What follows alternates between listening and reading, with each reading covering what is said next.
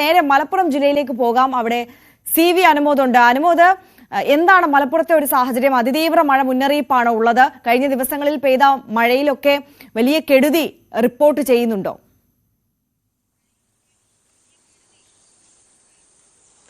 അരിയ, good morning. Red അലർട്ടാണ് മേഖലയിലുള്ളത്. ഇന്നലെ രാത്രി ജില്ലയിൽ മിക്കയിടങ്ങളിലും മഴ നല്ലപോലെ ലഭിച്ചിട്ടുണ്ട്.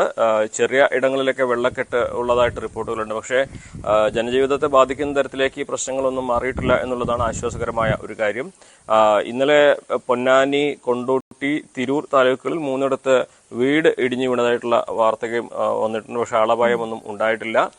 നിലവിൽ നദികളിലെ ജലനിരപ്പ് അത് അപകട നിലയിൽ എത്തിയിട്ടില്ല. കാരണം നമുക്കറിയാം, മഴക്കാലം തുടങ്ങിയിട്ടേ ഉള്ളൂ. സ്വാഭാവികമായിട്ടും ഇപ്പോൾ നദികളൊക്കെ സാധാരണ അവസ്ഥയിൽ തന്നെയാണ് ഒഴുകുന്നത്. അതുകൊണ്ട് തന്നെ ഈ ദിവസങ്ങളിലെ മഴവെള്ളമൊക്കെ ഒഴുകിപ്പോകാനുള്ള സാഹചര്യം ഉണ്ട്. അത് മറ്റു തരത്തിൽ വെള്ളം കയറുന്നതായിട്ടുള്ള പ്രശ്നങ്ങളൊന്നും ഈ ഘട്ടം വരേക്കും എവിടെ നിന്നും ഉണ്ടായിട്ടില്ല.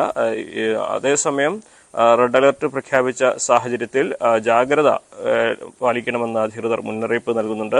പ്രത്യേകിച്ച് കള്ളക്കടൽ പ്രതിഭാസം കൂടി വരും എന്ന മുന്നറിയിപ്പുള്ളതിനാൽ തീരദേശങ്ങളിലും ബീച്ചിലും ആരും പോകരുതെന്ന കർശന മുന്നറിയിപ്പ് ഇന്നലെ രാത്രി ജില്ലാ ഭരണകൂടം നൽകിയിട്ടുണ്ട്.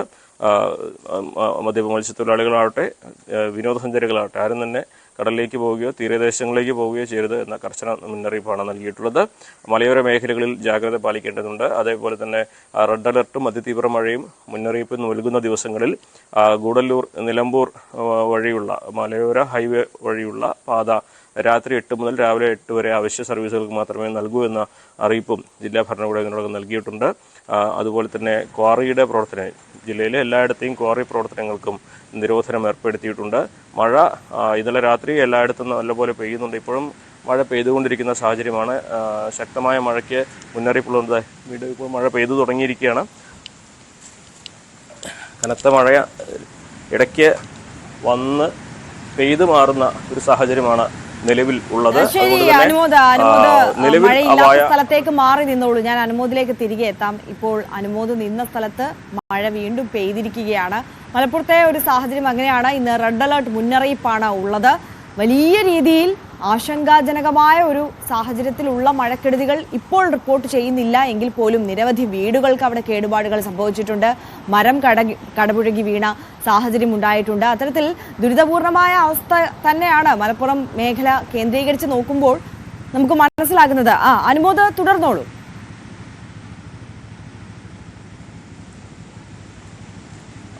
അതുകൊണ്ട് തന്നെ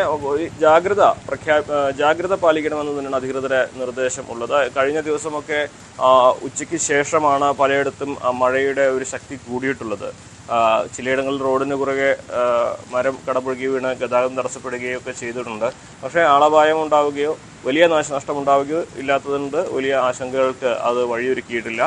ഇവിടെ പ്രധാനമായിട്ട് നമുക്ക് മലപ്പുറം ജില്ലയുടെ മലയോര മേഖലകൾ കേന്ദ്രീകരിച്ച് തന്നെയാണ് മഴക്കാലത്തെ സംബന്ധിച്ചുള്ള ആശങ്കകൾ ഉയരുക. നമുക്കറിയാം, ഓരോ മഴക്കാലത്തും ആ മേഖലയിൽ ഉണ്ടാകുന്ന മണ്ണിടിച്ചിലും അതുപോലെ തന്നെ നിലമ്പൂർ മേഖലകളിലെ 5ഓളം പുഴകളിൽ നിന്നുള്ള ആ വെള്ളത്തിൻ്റെ അളവ് ഉയരുമ്പോൾ ആ മേഖല ഒന്നാകെ വെള്ളത്തിനടിയിൽ പോകുന്നതൊക്കെ വലിയ ആശങ്ക ഉണ്ടാകുന്ന സാഹചര്യം നമുക്ക് എല്ലാ തവണയും തീർക്കുന്നതാണ്.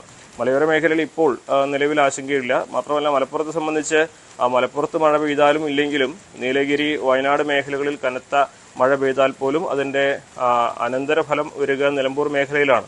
അപ്പോൾ മറ്റിടങ്ങളിലെ കാലാവസ്ഥയും മഴയും കൂടി മലപ്പുറം ജില്ലയെ സ്വാധീനിക്കുന്ന ഒന്നാണ് എന്നതുകൂടി ഈ ഒരു ഘട്ടത്തിൽ നമ്മൾ വ്യക്തമാക്കുന്നുണ്ട്.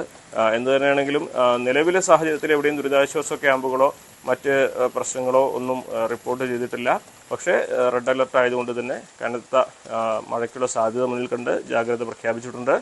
ട്യൂഷൻ സെൻ്ററുകൾക്കും അതുപോലെ മറ്റ് മതവിദ്യാഭ്യാസ സ്ഥാപനങ്ങൾക്കൊക്കെ അവധിയും സർക്കാർ പ്രഖ്യാപിച്ചിട്ടുണ്ട്. നിലവിൽ മഴ പെയ്യുന്നുണ്ട്. പക്ഷേ മറ്റ് അനിഷ്ട സംഭവങ്ങളൊന്നും തന്നെ എവിടെ നിന്നും റിപ്പോർട്ട് ചെയ്തിട്ടില്ല. അതെ, ട്യൂഷൻ കോച്ചിങ് സെന്ററുകൾ അടക്കം മതവിദ്യാഭ്യാസ സ്ഥാപനങ്ങൾക്ക് ഒക്കെ ഇന്ന് അവധി പ്രഖ്യാപിച്ചിരിക്കുന്ന സാഹചര്യം കൂടിയാണ്.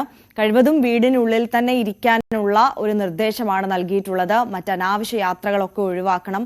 മഴപ്പേടിയിലാണ് സംസ്ഥാനമുള്ളത്. പ്രത്യേകിച്ച് വടക്കൻ കേരളത്തിലൊക്കെ അതീവ ജാഗ്രത മുന്നറിയിപ്പാണുള്ളത്. അതിതീവ്ര മഴ മുന്നറിയിപ്പാണ് അവിടെ ഉള്ളത്. റെഡ് അലേർട്ടാണ് വടക്കൻ കേരളത്തിലെ മിക്കവാറും ജില്ലകളിലെല്ലാം പ്രഖ്യാപിച്ചിട്ടുള്ളത്. 5 ജില്ലകളിലാണ് ഇന്ന് റെഡ് അലർട്ട് മുന്നറിയിപ്പുള്ളത്. നമ്മൾ മലപ്പുറത്ത് നിന്ന് നേരെ പോകുന്നത് കാസർഗോഡേക്കാണ്. അവിടെ നിന്ന് KV ബൈജു നമുക്കൊപ്പം ചേരുന്നു. Baiju, very good morning. കാസർഗോട്ടെ ഒരു സാഹചര്യം എങ്ങനെയാണ്? ഇത്തവണ കാലവർഷം ആദ്യം എത്തിയത് വടക്കൻ കേരളത്തിലാണ് എന്നുള്ള പ്രത്യേകത കൂടിയുണ്ട്. അതോടൊപ്പം ഈ കാസർഗോട്ടെ ഒരു സാഹചര്യം എടുത്താൽ അവിടെ റെഡ് അലർട്ട് മുന്നറിയിപ്പാണ്. വലിയ ആശങ്കപ്പെടുത്തുന്ന ഒരു സാഹചര്യമാണോ ഉള്ളത്?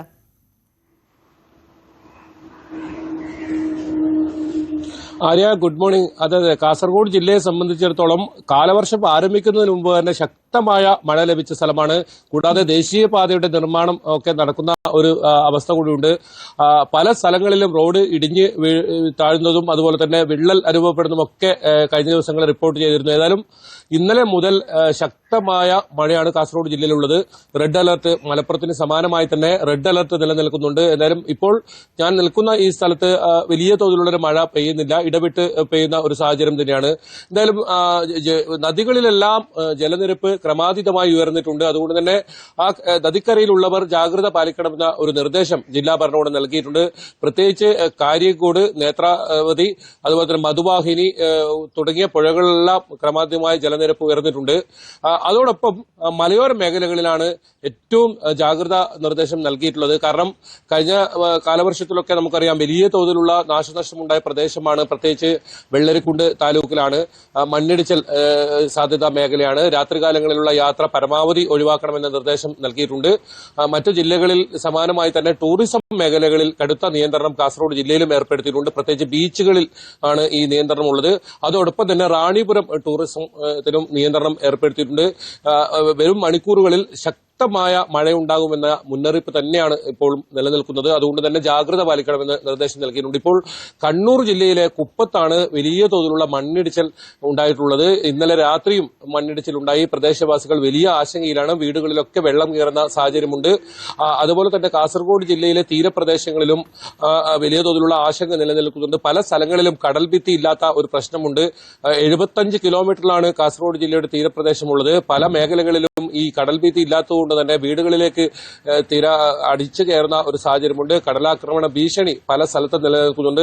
കഴിഞ്ഞ കാലവർഷത്തിൽ തന്നെ നിരവധി വീടുകളാണ് ഈ പ്രദേശത്തൊക്കെ നഷ്ടപ്പെട്ടത്. ഇത്തവണയും ആ ഒരു ആശങ്ക പ്രത്യേകിച്ച് കസബ, അജാനൂർ, തൈക്കടപ്പുറം, ഷെറിയ മേഖലകളിലൊക്കെ വലിയ തോതിലുള്ള ആശങ്ക ഈ തീരപ്രദേശത്ത് നിലനിൽക്കുന്നുണ്ട്. എന്തായാലും ദുരിതാശ്വാസ ക്യാമ്പുകളെല്ലാം ഒരുക്കിയിട്ടുണ്ട്. ഇതുവരെ ആരെയും ദുരിതാശ്വാസ ക്യാമ്പുകളിലേക്ക് മാറ്റിയിട്ടില്ല. വലിയ തോതിലുള്ള ഒരു സംഭവം കാലാവസ്ഥ കെടുതി കാസർഗോഡ് ജില്ലയിൽ ഉണ്ടായിട്ടില്ല. മരങ്ങൾ പല ഭാഗങ്ങളിലും കടപൊഴുകി വീഴുന്ന സാഹചര്യം ഉണ്ടായിട്ടുണ്ട്. അതുപോലെ തന്നെ ഈ അപകടകരമായ സാഹചര്യത്തിലുള്ള മരങ്ങൾ മുറിച്ചു മാറ്റാൻ ജില്ലാ ഭരണകൂടം നിർദ്ദേശം നൽകിയിട്ടുണ്ട്. എന്തായാലും ദേശീയപാത തന്നെയാണ് കാസർഗോഡ് ജില്ലയെ സംബന്ധിച്ചിടത്തോളം നിലവിൽ വലിയ ആശങ്ക ഉണ്ടാക്കുന്നത്. 52 ഇടത്താണ് അപകട സാധ്യത മുന്നറിയിപ്പുള്ളത്. ഏതായാലും